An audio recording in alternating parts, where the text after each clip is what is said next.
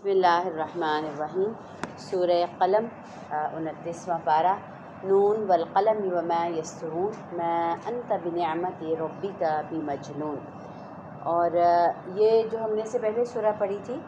سورہ ملک۔ سورہ ملک جو تھی وہ اللہ سبحانہ و تعالیٰ کی تعریف اور حمد کے بارے میں تھی، اور یہ جو صورت ہے یہ رسول اللہ صلی اللہ علیہ وآلہ وصحبہ وسلم کی تعریف بیان کرتی ہے، اور اس میں اللہ سبحانہ تعالیٰ قسم کی جو ہے وہ قلم کی جو قسم ہے نا وہ اٹھا رہے ہیں، یعنی اور کہتے ہیں کہ قسم جو ہے ساری دنیا کی اور ہر چیز کے بننے سے پہلے اللہ سبحانہ تعالیٰ نے قلم جو ہے وہ بنایا، اور بعض جگہوں پر آتا ہے کہ شاید دنیا بننے سے بھی 50,000 سال پہلے اللہ تعالیٰ نے قلم بنایا، اور قلم بنانے کے بعد پھر اس کو کہا کہ بھئی لکھو، اور اس قلم سے جو ہے وہ تقدیر جو ہے وہ لکھی گئی، اور اسی سے جو ہے وہ قرآن جو ہے وہ لکھا گیا۔ اور اس کے بعد اللہ تعالیٰ جو ہے قسم کھاتے ہیں قلم کی، اور ہر اس چیز کی جسے لکھنے والے لکھ رہے ہیں، یعنی وہ جو ہمارا اعمال ہے وہ لکھ رہے ہیں، یا جو کچھ بھی جو ہے لکھا جا رہا ہے اللہ کی طرف سے، تم اپنے رب کے فضل سے مجنون نہیں ہو۔ یہ کافر جو رسول اللہ صلی اللہ علیہ وسلم کو جو ہے کہا کرتے تھے کہ آپ تو اپنے قوم کے بہترین انسان تھے، اور اب آپ نے کس قسم کی باتیں کرنا شروع کر دی، تو اللہ کہتے ہیں اے نبی صلی اللہ علیہ وسلم بالکل نہیں، اور تمہارے لیے ایک ایسا اجر ہے جس کا سلسلہ کبھی ختم ہونے والا نہیں ہے۔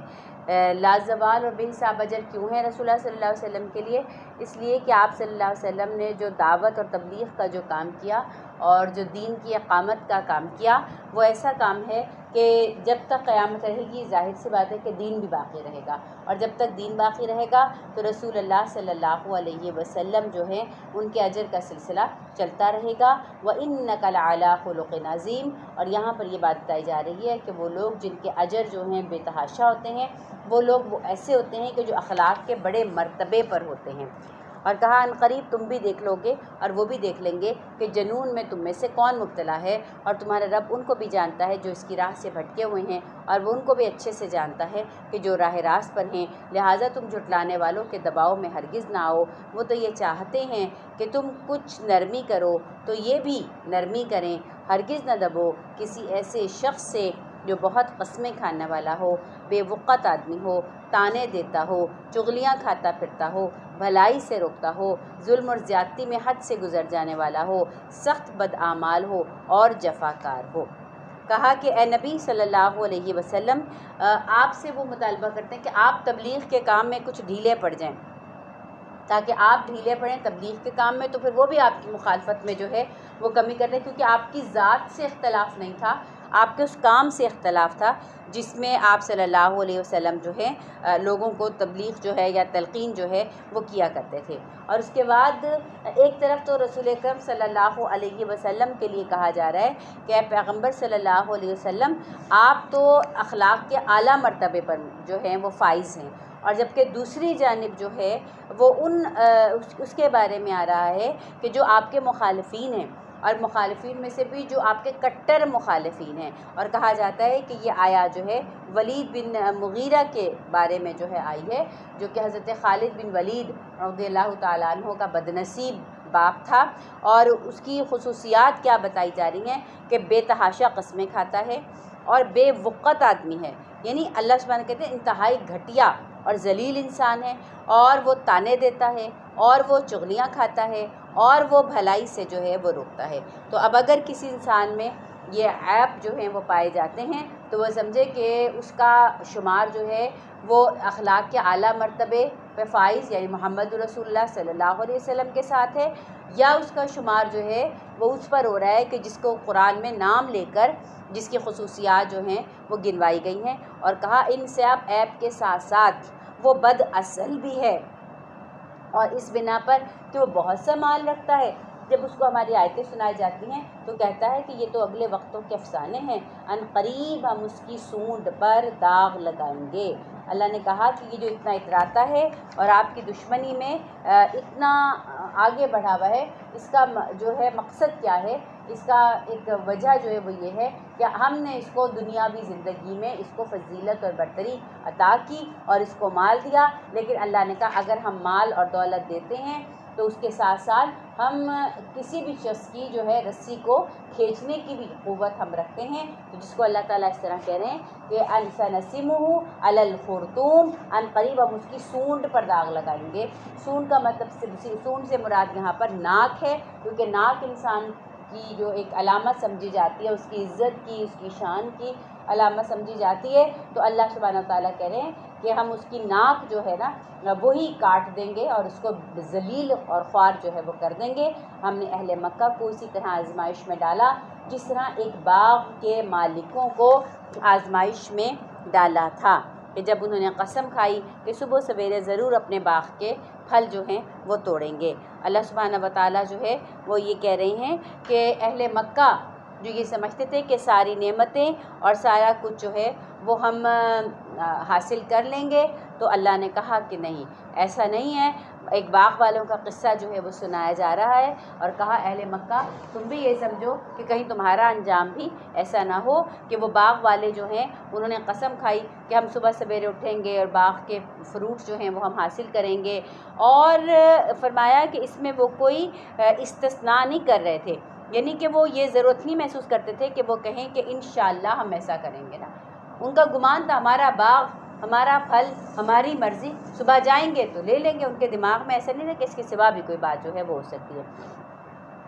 اور رات کو جب وہ سوئے تو تمہارے رب کی طرف سے ایک بلا اس باغ پر پھر گئی اور حال اس کا ہو گیا جیسے کٹی ہوئی فصل ہو۔ صبح جب ان لوگوں نے ایک دوسرے کو پکارا کہ اگر پھل توڑنے ہیں تو سویرے سویرے اپنی کھیتی کی طرف چل نکلو، چنانچہ وہ چل پڑے اور آپس میں چپکے چپکے کہتے جاتے کہ آج کوئی مسکین تمہارے باغ میں نہ آنے پائے۔ دراصل کہتے ہیں کہ یہ جو باغ والے تھے ان کا باپ جو تھا اس کی عادت تھی کہ جب وہ فصل جو ہے وہ باغ کی حاصل کرتا تھا تو جو پھل نیچے گر جاتا تھا خود سے خود، تو وہ مسکین جو آتے تھے وہ اٹھا کے لے جاتے تھے اور کبھی ان کو وہ روکتا بھی نہیں تھا، یعنی کہ وہ فیاضی کے ساتھ اور دریا دلی کے ساتھ کہ اللہ نے مجھے دیا ہے تو اس میں وہ غریبوں کا حصہ بھی جو ہے وہ رکھتا تھا۔ اب جب باپ کے گزرنے کے بعد بیٹے رہ گئے تو بیٹے نے کہا کہ اب ہماری فیملیز ہو گئی ہیں زیادہ، تو ابا جان نے تو لوگوں کو جو ہے وہ اس طریقے سے وہ کیا ہوا تھا کہ لوگ آتے تھے اور لے جاتے تھے، اور اب ہمارا گزارا جو ہے وہ مشکل ہے، تو ہم کیوں نہ جو ہے وہ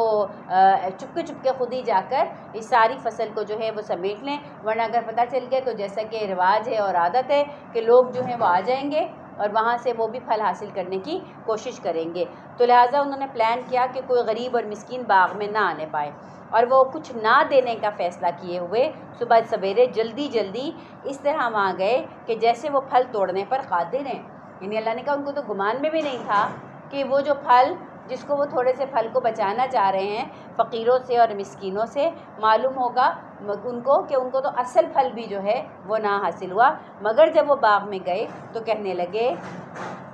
کہ معلوم ہوتا ہے کہ ہم رستہ بھول گئے، مطلب باغ کی حالت جو ہے وہ اتنی وہاں پر جو ہے تبدیل ہوئی بھی تھی کہ ان کو لگا کہ ہم اپنے باغ میں آئے ہیں یا کہیں اور چلے آئے، ہم نہیں بلکہ ہم تو محروم رہ گئے۔ پھر انہیں اندازہ ہوا کہ نہیں، ایک لمحے کو تو جھٹکا لگا لیکن ساتھ ہی پھر ان کو اندازہ ہوا کہ نہیں، یہ ہمارا ہی باغ ہے، بل نحن محرومون، ارے ہمارے تو ہاتھ سے سب کچھ جو ہے وہ جاتا رہا۔ اور پھر اس کے بعد ان میں سے جو بہتر آدمی تھا اس نے کہا میں نے تم سے نہ کہا تھا کہ تم تسبیح کیوں نہیں کرتے، یعنی کہ جب وہ باغ کے لیے یہ پلان کر رہے تھے کہ ہم باغ میں کسی غریب مسکین کو داخل نہیں ہونے دیں گے اور اس کا سارا پھل جو ہے وہ ہم حاصل کریں گے، تو اس وقت ان میں سے ہی کوئی ایک بھلا آدمی بھی ہوگا، جیسے کہ ہم نے یوسف علیہ السلام کے قصے میں پڑھا تھا کہ جب سب نے کہا کہ مار دیا جائے تو ایک نے کہا کہ نہیں، مارا نہیں جائے بلکہ کنویں میں ڈال دیا جائے، یعنی سب بروں میں کوئی ایک جو ہے وہ کم برا بھی ہوتا ہے، تو اور وہیں سے جو ہے انسان کو کوشش کرنی چاہیے کہ بروں کے جو جتھے ہیں ان کو توڑ دیا جائے نا۔ اب آپ دیکھیں کہ جو اس وقت جو کچھ بھی فلسطین میں ہو رہا ہے، جو بھی ظلم ہو رہا ہے، تو اگر پوری حکومتیں اور پورے ان کے حکمران جو ہیں وہ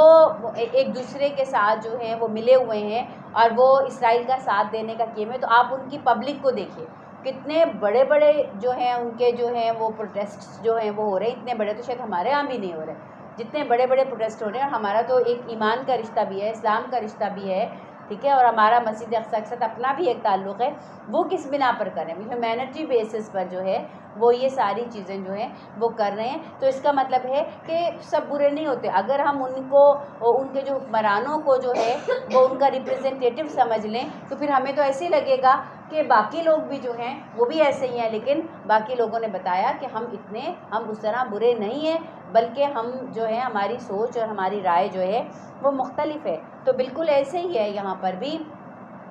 کہ سب نے کہا ہوگا کہ ہم جائیں گے اور باغ میں سے پھل توڑیں گے اور سارے فصل جو ہے اس کو جو ہے اس پہ ہم قابض جو ہیں وہ ہو جائیں گے. تو انہی میں سے کوئی ایک بھائی ہوگا کہ جس نے یہ کہا تھا کہ تم تسبیح کیوں نہیں کرتے، مگر مطلب یہ کہ تم اللہ کو کیوں بھول گئے ہو، تم انشاءاللہ جو ہے وہ کیوں نہیں کہتے، کیوں ہمارے ابا نے جو ایک اچھی روایت شروع کی ہے مسکینوں کو اس میں سے مال دینے کی، تو تم اس روایت کو اور اس چیز کو جو ہے وہ کیوں توڑ رہے ہو. تو جب اس نے وہاں جا کے حالات بھی خراب دیکھے تو پھر اس کو فوراً جو ہے اس نے خیال کیا اور اس نے کہا کہ دیکھا میں نے کہا نہیں تھا کہ ایسے نہیں کرتے. اور پھر وہ ایک دوسرے کو وہ پکار تھی کہ پاک ہے ہمارا رب، بے شک ہم ہی جو ہیں وہ گناہ گار تھے. پھر ان میں سے ہر ایک دوسرے کو ملامت کرنے لگا. ایسے ہی ہوتا ہے نا کہ جب پلان کر رہے ہوتے ہیں اس وقت تو سارے مل جاتے ہیں، اور پھر جب وہ پلان جو ہے وہ اس میں کوئی خرابی پیدا ہو جائے تو پھر کیا ہوتا ہے کہ ہر ایک دوسرے کو ہی الزام دے رہا. تو کہتے تمہاری وجہ سے ایسے ہو گیا، وہ کہے گا تمہاری غلط پلاننگ کی وجہ سے، تمہاری غلط سوچ کی وجہ سے، تمہاری بدنیتی کی وجہ سے. تو اب وہ آپس میں ہی جو ہے وہ لڑنے لگے اور ملامت کرنے لگے. آخر انہوں نے کہا افسوس ہمارے حال پر، بے شک ہم سرکش ہو گئے تھے. بعید نہیں کہ ہمارا رب ہمیں اس کے بدلے میں اس سے بہتر باغ عطا فرما دے اور ہم اپنے رب کی طرف رجوع کرتے ہیں. پھر وہی بات کہ یہ باغ کا ان سے چھن جانا اور یہ نقصان جو ہے وہ ہو جانا ان کی آخرت کے لحاظ سے اور ان کی باقی دنیا کے لحاظ سے بہتر کام ہو گیا، اس لیے کہ انہوں نے رجوع کر لیا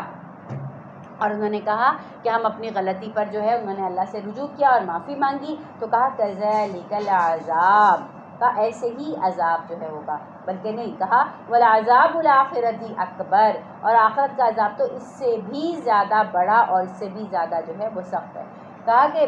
انسان جو ہے عذاب کے لیے کوئی منتظر تھوڑی بیٹھا ہوگا کہ عذاب آ جائے گا عذاب آ جائے گا. وہ تو کہیں مگن ہوگا، وہ تو کہیں مست ہوگا، وہ تو کہیں کھویا ہوا ہوگا. اور پھر کیا ہوگا کہ اللہ کی پکڑ جو ہے وہ اس کو آن لے گی. اور مگر یہ تو دنیا کی بات ہے، اور اگر آخرت کی بات کرو گے تو آخرت کا عذاب اس سے بھی کہیں زیادہ جو ہے شدت والا ہوگا. تو کہا لو کانوا یعلمون، کاش کے لوگ جانتے، بے شک خدا ترس لوگوں کے لیے ان کے رب کے ہاں نعمت بھری جنتیں ہیں. کیا ہم فرما برداروں کا حال مجرموں کا سا کر دیں گے؟ کیا ہو گیا ہے تم کو، تم کیسے حکم لگاتے ہو؟ سمپل سی بات ہے. اللہ سبحانہ تعالیٰ کہہ رہے ہیں کہ دیکھو ایسے کیسے ہو سکتا ہے کہ ایک شخص کا طریقے زندگی مختلف ہو، دوسرے شخص کا طریقے زندگی بھی مختلف ہو. ایک فرما برداری میں اور اطاعت میں جی رہا ہو، لوگوں کے ساتھ نرمی کے ساتھ معاملات کر رہا ہو، اور اپنا دنیا کا نقصان کر کے اللہ کی جو ہے وہ فرامین کو پورا کر رہا ہو. اور ایک بندہ ہے وہ اپنی مرضی سے جی رہا ہو، جس کے ساتھ جیسا معاملہ اس کا جی چاہتا ہے ویسا معاملہ جو ہے وہ کر رہا ہو. تو کہا کہ ایسا ہو سکتا ہے؟ افنجعل المسلمین کالمجرمین، ایسے کیسے ممکن ہے کہ جو فرما بردار ہے اور جو نافرمان ہے کیا وہ ایک سے ہو سکتے ہیں؟ نہیں. ما لکم کیف تحکمون، کیا ہو گیا ہے، کیسی باتیں کرتے ہو؟ کیا تمہارے پاس کوئی کتاب ہے جس میں کہ تم پڑھتے ہو کہ تمہارے ہاں ضرور وہاں وہی کچھ ہے جو تم اپنے لیے پسند کرتے ہو؟ کہا تم کیا یہ گمان کرتے ہو؟ کیونکہ دنیا کی نعمتیں بعض دفعہ انسان کو اس قدر جو ہے اس کے اندر مبتلا کر دیتی ہیں، گمراہی کے اندر، سرکشی کے اندر، کہ انسان کہتے ہیں اللہ مجھ سے راضی ہے تو مجھے دے رہا ہے، اللہ مجھ سے خوش ہے، اللہ مجھ سے راضی ہے، تبھی تو مجھے اس قدر نعمتیں جو ہیں وہ مل رہی ہیں. تو اللہ تعالیٰ کہیں گے کہ کیا ہو گیا ہے تمہیں؟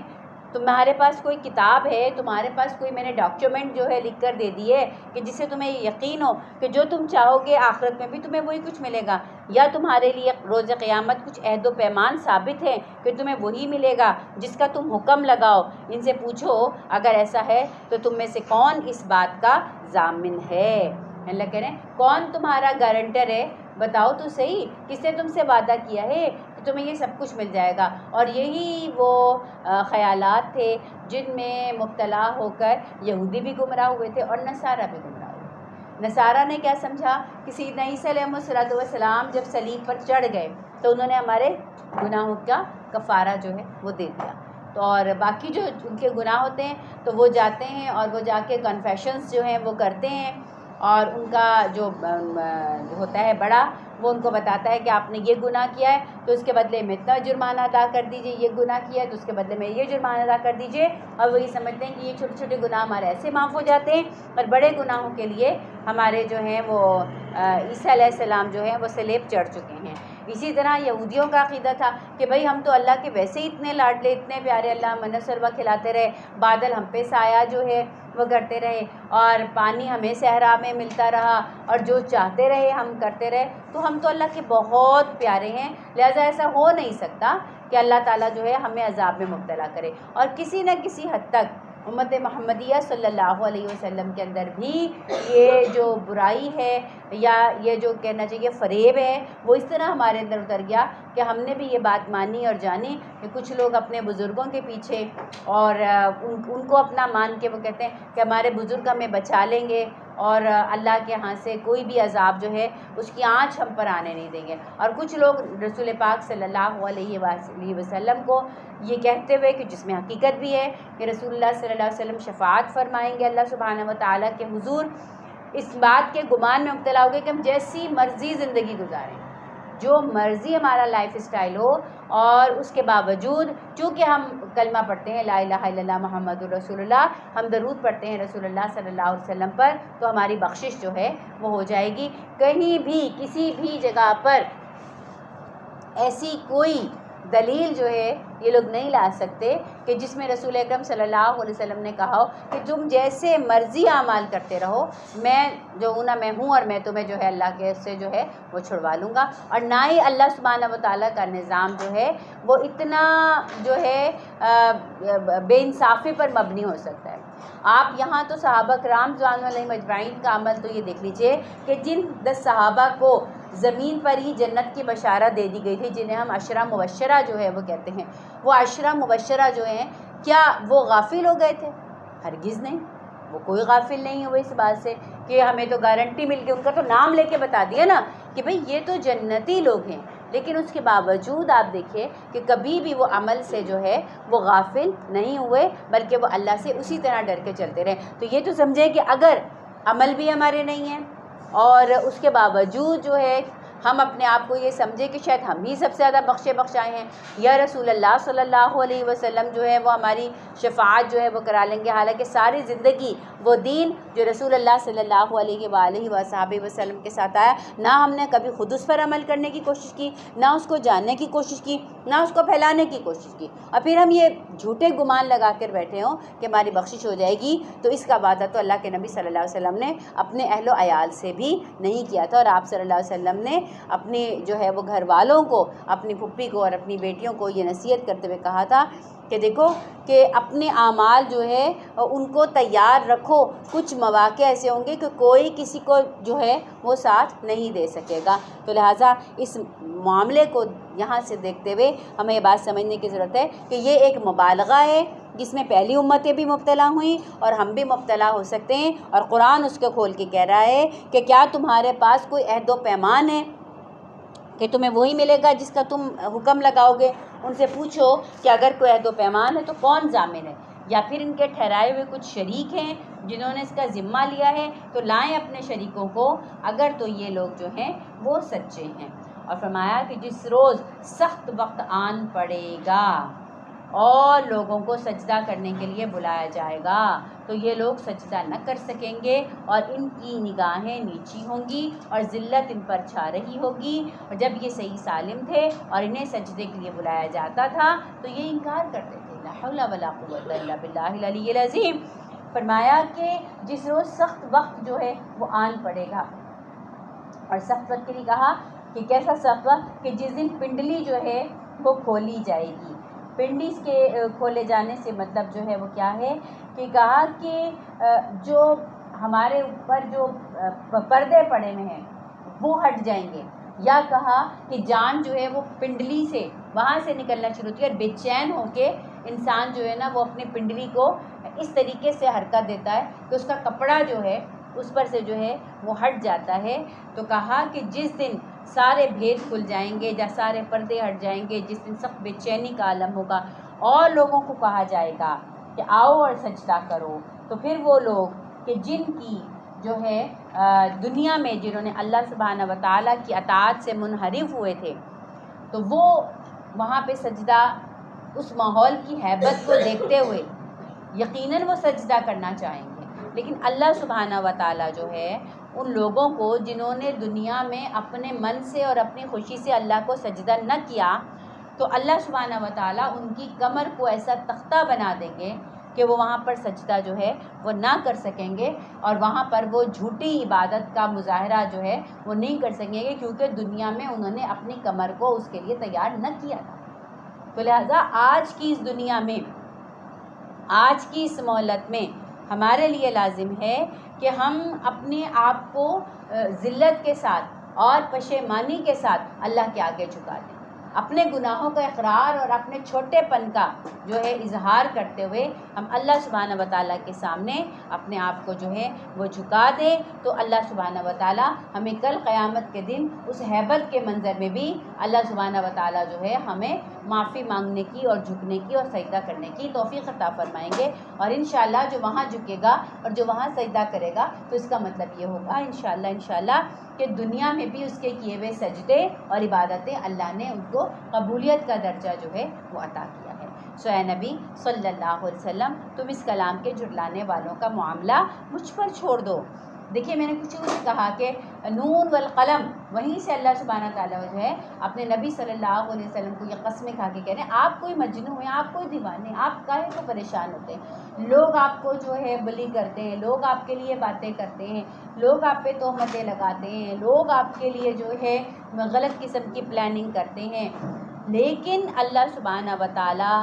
نے آپ کو نہیں چھوڑا ہوا. تو اس کا مطلب یہ ہے کہ اگر دین کے رستے پر چلتے ہوئے کوئی ہمیں بھی کوئی پاگل کہے، دیوانہ کہے، کریزی کہے اور ہمارے اوپر بات کہے، تو یہ وہی رستہ ہے جو رسول اللہ صلی اللہ علیہ وآلہ وسلم کا تھا. اس رستے پر چلتے ہوئے ہمیں رسول اکرم صلی اللہ علیہ وسلم کی طرح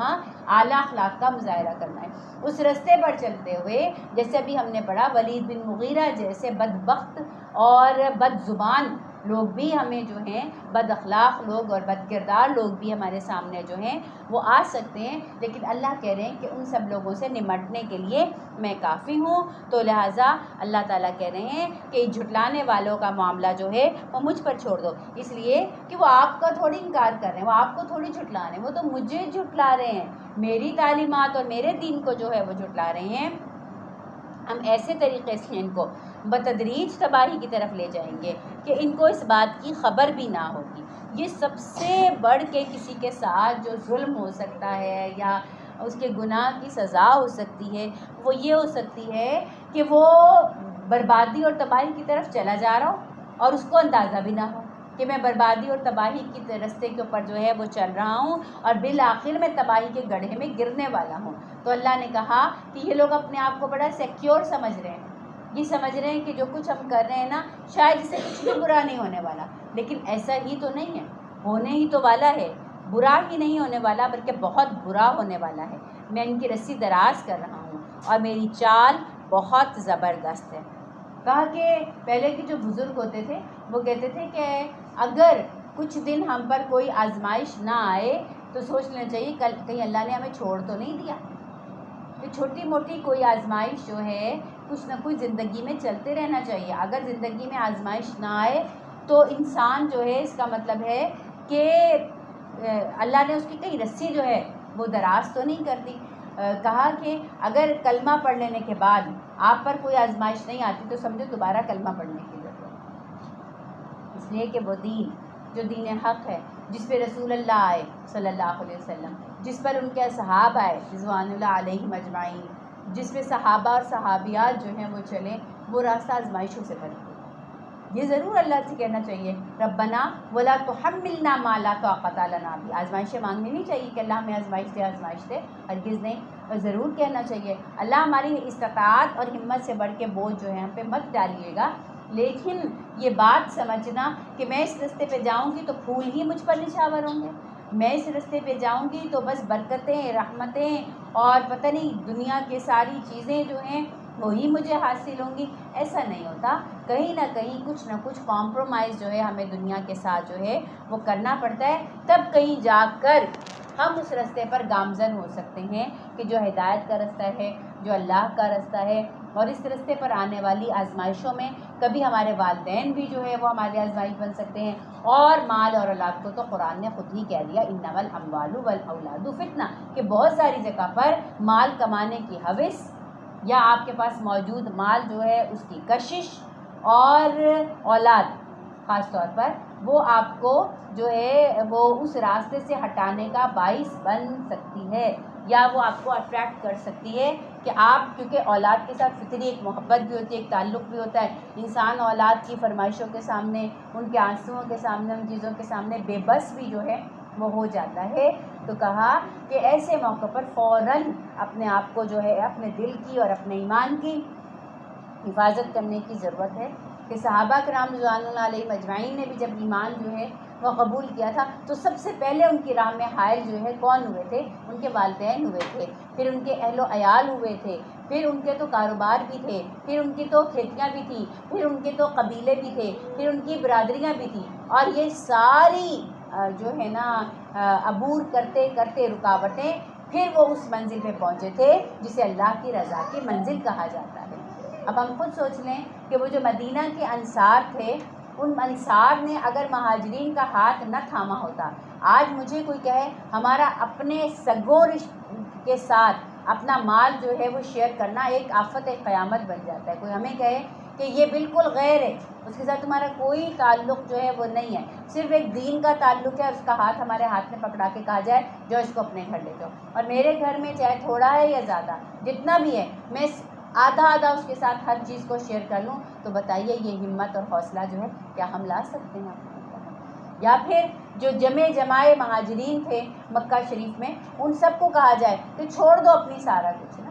کہ ان کو کچھ لانے کی اجازت بھی نہیں گئی، مکہ والے تو اتنی عداوت اور دشمنی میں آگے بڑھے ہوئے تھے کہ انہی کی محنتوں کا کمایا ہوا مال انہوں نے ان سے جو ہے وہ چھین لیا، ان کے بزنسز وہیں رہ گئے، جن کی کھیتی باڑی تھی، جو ایسے کام تھے وہ رہ گئے،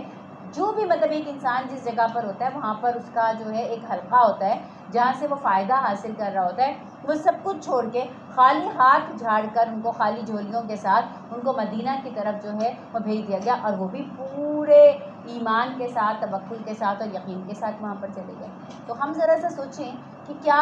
ہم کبھی یہ ہجرتیں کر سکتے ہیں؟ ہم اپنے دل پہ ہاتھ رکھ کے پوچھیں کہ کیا ہم یہ مواقعات جو ہیں وہ کر سکتے ہیں کہ جس کا مظاہرہ جو ہے اس وقت انصار مدینہ نے جو ہے وہ کیا؟ تو اس کا مطلب یہ ہے کہ اللہ سبحانہ و تعالیٰ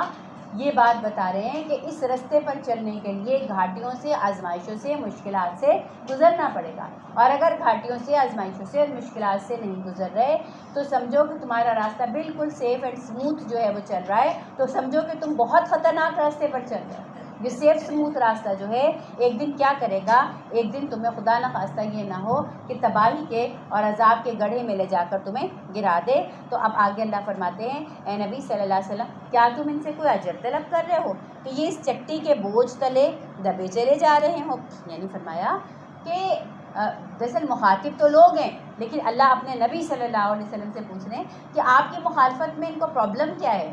کیا آپ ان سے کوئی معاوضہ جو ہے وہ مانگ رہے ہیں؟ اور آپ تو ایک بے غرض انسان ہیں، آپ تو انہی کی بھلائی جو ہے وہ کر رہے ہیں، کیا ان کے پاس غیب کا علم ہے جس سے یہ لکھ رہے ہوں؟ یعنی ان سے،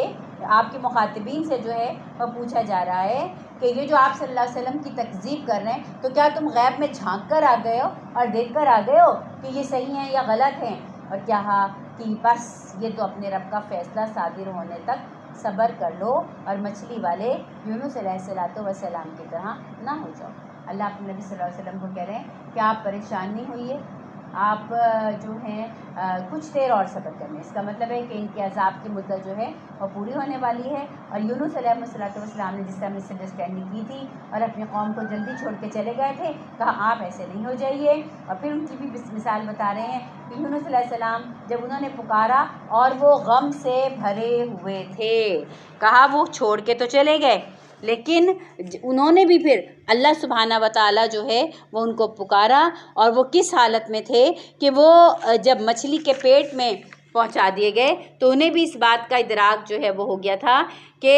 غلطی میری ہے اور اللہ کی پکڑ میں جو ہے وہ میں آ گیا ہوں. تو کہا کہ اگر اس وقت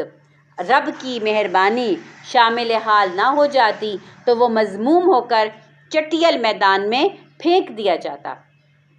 یعنی اللہ کہہ رہے ہیں کہ بے شک ان سے بھول ہوئی, بے شک ان سے خطا ہوئی, لیکن اس بھول اور اس خطا کے بعد اللہ سبحانہ و تعالیٰ نے اپنی مہربانی سے ان کو جو ہے وہ معاف کر دیا. اور اگر مہربانی نہ ہوتی تو وہ بھی مذموم ہو کر چٹیل میدان میں جو ہے وہ پھینک دیا جاتا, لیکن اللہ تعالیٰ نے ان کو جو ہے وہ بچا لیا اور اپنی رحمت سے نوازا. مگر کیوں نوازا؟ اس لیے کہ جیسے ہی ان کو ادراک ہوا, ان کو سمجھ آئی کہ وہ مچھلی کے پیٹ میں گئے اور ان سے کچھ بھلاوا ہوا ہے, تو وہیں سے پکارے لا الہ الا انت سبحانک انی کنت من الظالمین, جسے ہم آیت کریمہ کے نام سے جانتے ہیں کہ اس میں اللہ کی وحدانیت کا جو ہے اعتراف تھا, اللہ کی تعریف تھی. سبحانک کہہ کے اللہ میرے اندر عیب ہیں لیکن تیرے اندر کوئی عیب نہیں ہو سکتا. سبحانک تو پاک ہے نا, تیری ہستی ایسی ہے نا کہ جو عیبوں سے پاک ہو. ہماری ہستی تو عیبوں سے پاک نہیں ہو سکتی, ہم تو بلاوے میں بھی مبتلا ہو سکتے ہیں, ہم غلط راستے پر بھی جا سکتے ہیں,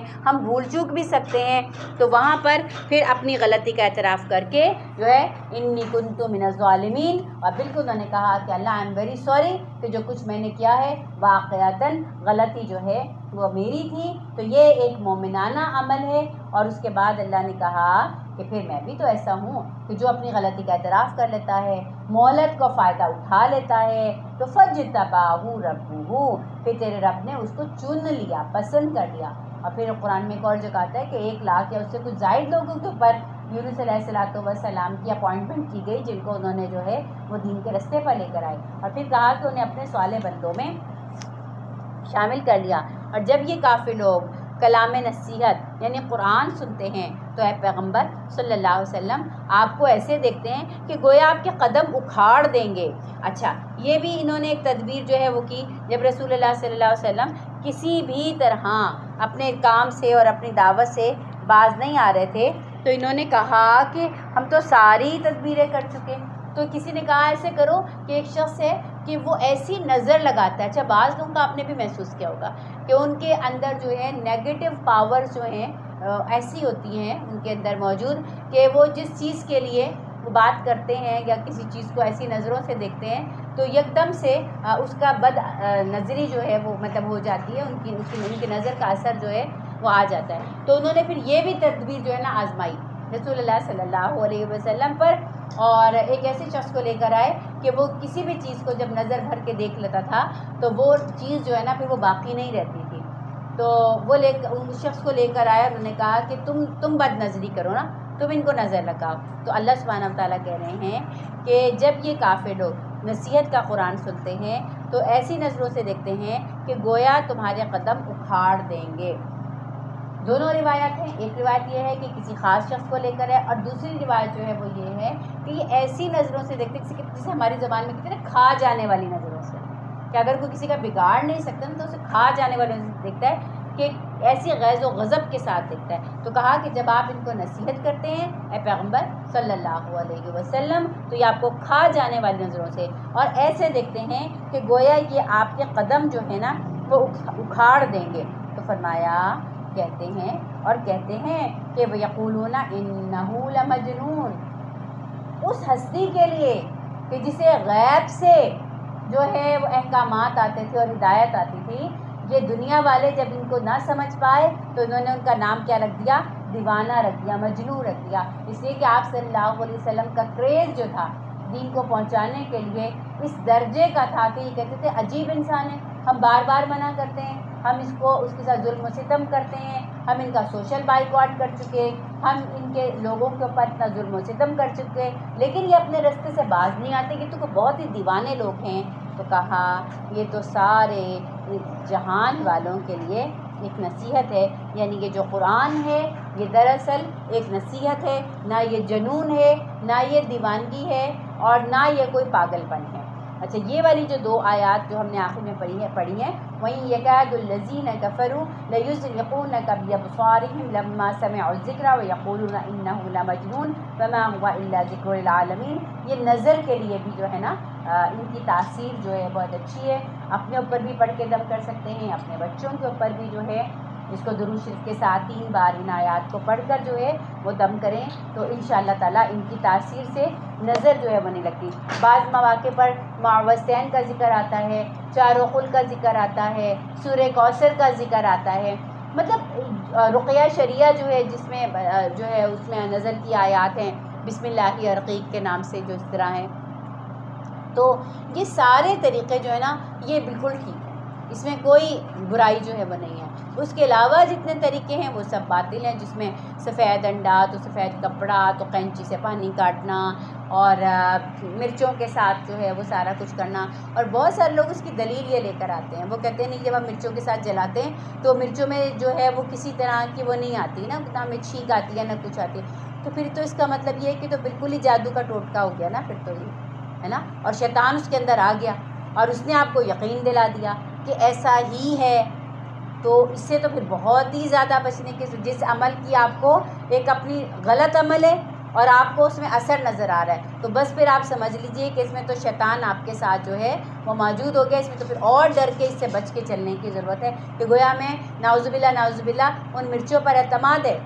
ٹھیک ہے، جن کو ہم آگ کے اندر جلا رہے ہیں، ہمیں ان آیات پر اطمینان نہیں ہے، ہمیں ان اعمال پر اعتماد نہیں ہے کہ جو رسول اللہ صلی اللہ علیہ وآلہ وصحبہ وسلم سے ثابت ہے، تو وہ اعمال کیجئے، اور ایسی کوئی بھی چیز کہ جس کا ظاہر میں آپ کو بہت فائدہ جو ہے وہ نظر آ رہا ہو تو سمجھیے کہ یہ آپ کے ایمان کے اندر جو ہے وہ دراڑ پڑ گئی، اور جس برتن کے اندر جس چیز کے اندر دراڑ پڑ جاتی ہے تو کیا ہوتا ہے وہاں سے جو ہے اس کے اندر جو ہے وہ کفر یا جو بھی غلط چیز ہے وہ داخل ہونا شروع ہو سکتی ہے۔ تو لہٰذا یہ کہنے کو چھوٹی سی بات ہے، لیکن بہت سارے لوگ جو ہے ہمارے ان چیزوں پہ عمل نہیں کر رہے ہوتے، تو برائے مہربانی ایسے بھی مرد کوئی بیمار ہو جائے تو چینی 1 کلو چینی منگوا کے اس کے ہاتھ ڈلوا کے تو کہتے ہیں چونٹیوں کو ڈال دیں، چونٹیوں کو رزق مل رہا ہے۔ بس وہی نا، یہ ساری ایک باطل نظریات ہیں نا، غلط چیزیں ہیں کہ ہم کسی کو رزق دے رہے ہیں، چونٹیوں کو رزق دے رہے ہیں تو اس سے فائدہ ہو رہا ہے۔ چونٹیوں کو رزق دینے کا، چونٹیوں کا تو ایسی ایسی چیزیں کھاتی ہیں کہ جو آپ اور میں تصور بھی نہیں کر سکتے، تو اگر آپ کا دل کر رہا ہے صدقہ بلا کو ٹالتا ہے، دیجیے آپ صدقے کے لیے کوئی قید نہیں ہے، لیکن یہ سفید چیز کی قید کرنا، آپ یہ نوٹ کیجئے نا کہ بہت ساری جگہوں پہ کچھ قید لگا دی گئی ہے نا، یا کالے ماش ہی دینا سفید کے ساتھ یا کالے اس کے ساتھ، اور کہا کہ درختوں کی جڑوں میں ڈالائیں، وہاں سے چونٹیاں کھا لیں گی، وہاں سے چونٹے جو ہے وہ کھا لیں گے، ادھر لوگ بھوکے مر رہے ہیں اور آپ جو ہیں وہ چونٹیوں کو ڈالتے پھر رہے ہیں۔ بھائی چونٹیاں تو کچھ بھی کھا لیں گی، وہ تو گرا پڑا بھی بہت کچھ کھا لیتی ہیں، اور اللہ نے ایک پورا جو ہے نا وہ ایک فوڈ سائیکل بنایا ہوا ہے کہ وہ اس کو کھاتا ہے، وہ اس کو کھاتا ہے، وہ اس کو کھاتا ہے، تو ان کو کوئی ایکسٹرا جو ہے نا وہ ضرورت نہیں ہے، وہ اور بہت ساری چیزیں ایسی کھا سکتی ہیں کہ جو اللہ سبحانہ تعالیٰ نے ان کے لیے جو ہیں وہ مہیا کی ہیں۔ وہ ہمارے گھر میں سے ایسی گری ہوئی چیزیں اٹھا کے پورے ہمارے گھروں کے اندر کالونیز بسی ہوئی ہیں، ان کی کہاں سے رزق لے رہی ہیں؟ کہیں نہ کہیں سے لے رہی ہیں نا یہ اپنے لیے، تو لہٰذا ان انسانوں کو محروم کر کے آپ ان کو جو ہے دیں جن کے لیے مطلب کوئی ضروری بھی نہیں ہے، وہ اور بھی بہت کچھ کھا سکتے ہیں نا، جیسے گوشت کے لیے آتا ہے صدقہ کا گوشت، ہم کہتے ہیں کہ نہیں انسانوں کو نہیں کھلانا، حالانکہ جب رسول اکرم صلی اللہ علیہ وسلم کے پاس صدقے کا گوشت آیا کرتا تھا آپ کس کو دیا کرتے تھے؟ اصحاب صفہ زیادہ کھاتے تھے وہ، بھئی جو بھی حاجت میں، ہاں یہ ہے کہ سید نہیں کھا سکتا، ٹھیک ہے، ان کو منع ہے کہ جو سید ہیں ان کے لیے نہیں ہے، وہ نہیں کھا سکتے صدقے کی چیز، تو ان کے لیے منع ہے، لیکن یہ کہ باقی تو اس وقت جو بھی اصحاب تھے اور وہ حاجت مند تھے اور وہ ضرورت مند تھے تو صدقے کی کوئی چیز آتی تھی، کھجوریں آتی تھی، گوشت آتا تھا، جو بھی آتا تھا دے دیا جاتا تھا۔ تو ہمارے ایک عجیب ہی پتہ نہیں ہندوؤں سے کیا کانسیپٹ آ گیا کہ اگر صدقے کا گوشت ہے ایک تو اس کو وارتے ہیں ہے نا، اس کو لے کر جو ہے نا سر پہ سے گھماتے ہیں اور کیا کچھ کرتے ہیں، پتہ نہیں 7 چکر 7 چکر الٹے اور کوئی کس طرح کوئی کس طرح، تو یہ بالکل باطل نظریات ہیں. نہ اس کا ہاتھ لگوانے کی ضرورت ہے، نہ اس کے سرہانے رکھ کے اس کو رات بھر یا کسی طریقے سے اس کو کہ اس کے اثرات اس کے اندر چلے جائیں. یہ پتہ نہیں ہم نے انڈو پاک میں رہتے ہوئے وہاں پر یہ ساری چیزیں جو ہیں وہ ہم نے سیکھی. اس میں کوئی اصل نہیں ہے. آپ نیت کیجئے اور دے دیجئے. وہ پیسے بھی ہو سکتے ہیں، وہ کپڑا بھی ہو سکتا ہے، کسی مریض کی دوائی بھی ہو سکتی ہے، وہ پانی کا ایک کولر بھی لگوا کے دے سکتے ہیں آپ کہ آتے جاتے لوگ جو ہیں اسے پانی پی لیں، تو کیا وہ صدقہ نہیں ہوگا؟ ہر چیز جو ہے جس سے دوسرے کو فائدہ ہو جائے وہ صدقہ جو ہے وہ ہو سکتی ہے، اور وہ بلا کو ٹالنے کے لیے ہم استعمال کر سکتے ہیں. لہٰذا ان باطل چیزوں سے ہمیں بچنے کی ضرورت ہے. سورہ حاقہ. الحاقۃ ما الحاقہ وما ادراک ما الحاقہ کذبت ثمود وعاد بالقارعہ فاما ثمود فاہلکوا بالطاغیہ. اب یہ آخری جو پارے ہیں نا 2، ان کی جتنی بھی صورتیں آ رہی ہیں نا، ان کی تشریح کرنے کی ہمیں ضرورت نہیں ہے. ان میں قرآن کے الفاظ اس قدر زوردار ہیں اور اس قدر کرسٹل کلیئر ہیں کہ ہمیں ہر بات سمجھ میں آ جاتی ہیں. کا الحاقہ، واقع ہونے والی. کیا ہے وہ چیز جو ہو جائے گی، اور تم کیا جانو کہ وہ واقع ہونے والی چیز کیا ہے. سمود اور عاد نے اس اچانک ٹوٹ پڑنے والی آفت کو جھٹلایا تو سمود ایک سخت حادثے سے ہلاک کر دیے گئے. کون سے سمود تھے؟ کہ جن پر زلزلہ آیا تھا. وہ جو اپنی زبردست قسم کی بلڈنگز جو ہیں وہ بنایا کرتے تھے. اور کہا عاد ایک طوفانی آندھی سے تباہ کر دیے گئے. عاد کون لوگ تھے؟ کہ جن کے قد بھی اس زمانے میں 7-7 8-8 فٹ ہوا کرتے تھے. اتنی اونچی اور جبار قسم کی یہ قوم تھی. اللہ نے کیسا عذاب دیا کہ اللہ نے ان کو 7 راتیں اور 8 دن ہوا کو اور آندھی کو ان پر مسلط رکھا. تم وہاں ہوتے تو دیکھتے کہ وہاں وہ ایسے پچھڑے پڑے تھے جیسے وہ کھجور کے بوسیدہ تنے ہوں. کھجور کا نام کیوں لیا؟ کھجور کا نام اس لیے کہ کھجور کے درخت بہت، ان کی جڑیں زمین کے اندر گہری ہوتی ہیں اور اتنی آسانی سے وہ نہیں گرتے. تو کہا ایسے ہی یہ لوگ بڑی ہی قوت والے تھے، بڑے ہی جو ہے نا ان کی جسامتیں جو ہیں وہ مضبوط تھی، لیکن ایسے پچھاڑ دیا ان کو ہوا نے کہ گویا وہ کھجور کے پوسیدہ تنے ہوں. اب کیا ان میں سے تمہیں کوئی باقی بچہ نظر آتا ہے؟ اور اسی خطا کا ارتکاب فرعون اور اس سے پہلے کے لوگوں نے اور الٹ جانے والی بستیوں نے بھی جو ہے وہ کیا تھا. الٹ جانے والی بستیاں کون سی تھی؟ لوط علیہ السلام کی تھی. اور سب نے اپنے رسولوں کی بات نہ مانی تو اس نے ان کو بڑی سختی کے ساتھ پکڑ لیا. یعنی وارننگز دی، اللہ نے بتانے والا بھی بھیجا، وارننگز بھی دی، لیکن جب انہوں نے بات نہ مانی تو اللہ نے پکڑ لیا. جب پانی کا طوفان حد سے گزر گیا تو ہم نے تم کو کشتی میں سوار کر دیا، نوح علیہ السلام کے قوم، تاکہ اس واقعے کو تمہارے لیے ایک سبق آموز یادگار بنا دیں اور یاد رکھنے والے کان اس کی یاد کو محفوظ رکھیں. یعنی سن کے انسنی نہ کریں بلکہ سنیں اور اس بات کو دل میں اتاریں اور ذہن میں جمائیں کہ جو اللہ کی نافرمانی کرتا ہے اس کی ایک لمٹ ہوتی ہے، وہ لمٹ کراس کر لیتا ہے تو بس پھر اللہ کی طرف سے اس کی پکڑ آ جاتی ہے. اور پھر جب ایک دفعہ سور میں پھونک مار دی جائے گی. کہا یہ تو وہ معاملہ تھا کہ جو دنیا میں پیش آنا تھا، کسی کے ساتھ پیش آیا اور کسی کے ساتھ پیش نہیں آیا. کچھ بستیاں الٹی گئیں اور کچھ بستیاں جو ہیں وہ نہ الٹی گئیں، کچھ کا عذاب آیا اور کچھ پہ عذاب نہیں آیا. لیکن ایک چیز تو جو فائنلی سب نے فیس کرنی ہے وہ کیا ہے؟ فَإِذَا نُفِخَ فِي الصُّورِ نَفْخَةٌ وَاحِدَةٌ. جب سور میں پھونک ماری جائے گی اور زمین پہاڑ کو اٹھا کر ایک ہی چوٹ میں ریزہ ریزہ کر دیا جائے گا، اس روز وہ ہونے والا واقعہ جو ہے وہ پیش آ جائے گا. اس دن آسمان پھٹ جائے گا اور اس کی بندش ڈھیلی پڑ جائے گی. آج کون سی چیز ہے جس نے آسمان کو جو ہے پکڑا ہوا ہے؟ وہ گریوٹی ہے، جس کی وجہ سے آسمان جو ہے وہ زمین کے ساتھ آ کے جو ہے وہ نہیں کر رہا. تو اس گریوٹی کو اللہ تعالیٰ بندش کا نام جو ہے وہ دے رہے ہیں کہ وہ گریوٹی جو ہے جب وہ ختم ہوگی تو کیا ہوگا؟ دھڑ سے آسمان کی چھت جو ہے وہ زمین کے اوپر آن گرے گی اور فرشتے اس کے اطراف اور جوانب میں ہوں گے. یعنی پھر جب آسمان جو ہے وہ گر جائے گا اور ساری زمین پہ سے پہاڑ وغیرہ سب چیز ریزہ ریزہ ہو جائے گی تو پھر آسمان کا سارا جو ابھی تو آسمان نے جو ہے نا وہ کور کیا ہوا ہے نا، جو عرش اور اس سے آگے کا پورا ایک نظام ہے اس کو کور کیا ہوا ہے. پھر کیا ہوگا کہ پھر جب وہ سارا کچھ ہٹ جائے گا تو 8 فرشتے اس روز تیرے رب کا عرش اپنے اوپر اٹھائے ہوئے آئیں گے۔ یہ اللہ کے مقرب ترین جو ہے وہ فرشتے ہیں جو